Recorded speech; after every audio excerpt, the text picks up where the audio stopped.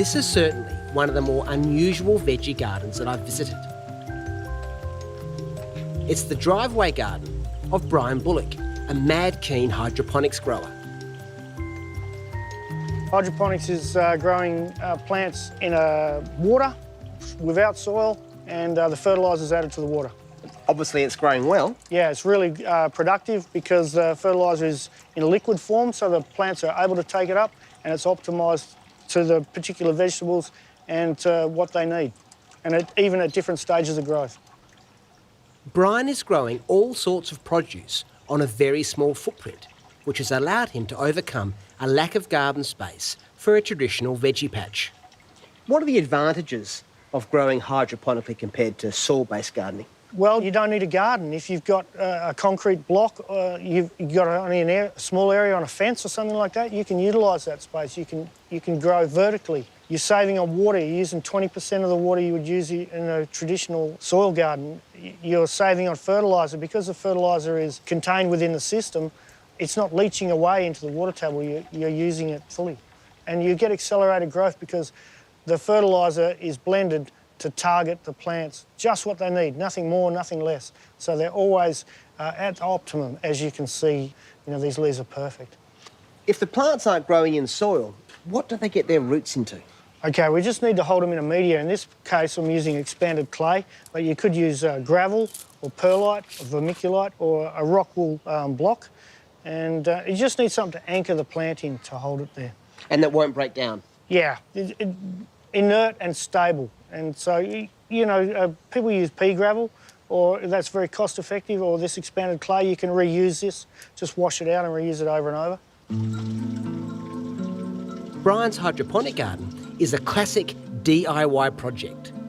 Made from found and second-hand parts, it's very low cost. The main thing to keep in mind is to use food-grade parts and regularly check the concentration of nutrients and pH level in the system so that plants are getting exactly what they need to flourish. Take a water sample. Brian checks his daily. Which is around about 6. That's perfect. There are a number of growing methods to explore as well. This setup is called the Dutch bucket method. Take us through the basic process of a system like this. Okay, so you've got a reservoir or a drum to hold the nutrient solution, and then we're pumping it up through this black line here. I'll put 2 drippers in each bucket, and then it returns through the tap hole in the bottom. And in this case, we've layered it, so we're utilising that water again for this system, and then this returns and down into the drum, and it just pumps around. Are these containers easy to plant up? Very easy to plant. If you want to help me, we'll plant this one up now. Okay, I'll grab this. I'll just use this net pot to screen the hole. If you could just pour some stones in there, sure, please.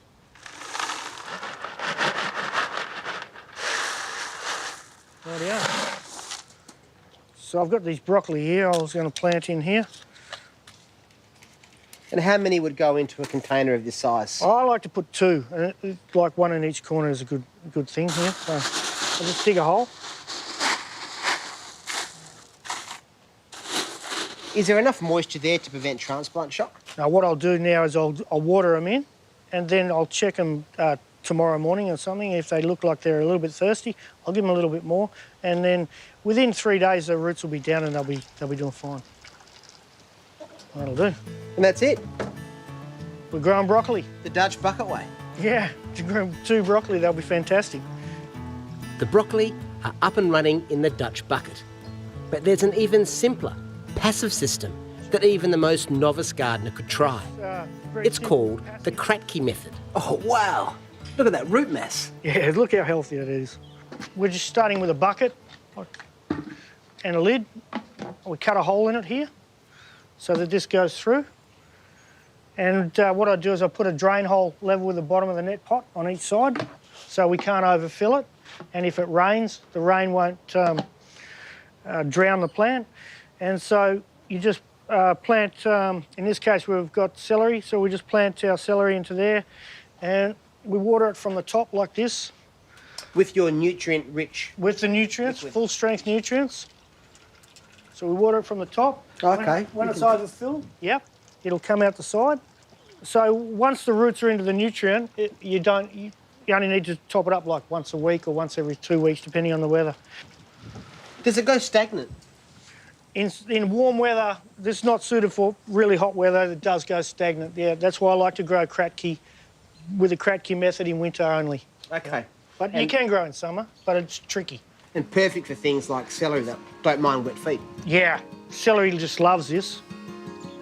Making the use of vertical spaces is a real advantage of hydroponic growing that I love. Imagine the possibility of using walls and fences to grow food. This looks like a good space saver. This is great. So we're built it on a vertical system. What we do is we pump up to the top and the nutrients go around the system, and with gravity takes them back to the reservoir, and we just pump that around. And the plants are planted into these net pots. And what we do is by cutting a piece of plastic and gluing it out like that, we can keep the nutrient level at the right level. So even when the system is off, the plants are just touching the nutrients. I see. So they've got their feet wet. Very neat. And I guess you could grow picking greens, cucumbers, anything like that? Yeah, for sure. You can grow lots of smaller plants. This system's fantastic for that. And great for up against a fence. I reckon I've got just the spot at my place to try something like this. Yeah. In an urban environment where your space is limited, you know, this makes great use of it. Great use of the space. I've got another project. Fantastic. Hydroponics really makes sense for growing food where space is limited. And as you can see, the results can be really impressive. And as Brian knows, highly addictive. You can grow pretty much any sort of food. Obviously, you're not going to grow a field of wheat or a field of barley, but for your homegrown vegetables, you can grow pretty much everything in hydroponics via different methods, you know. And you have fun doing it? Oh, a lot of fun. Yeah, it's so productive. You come home and you can just see the growth every day in the plants.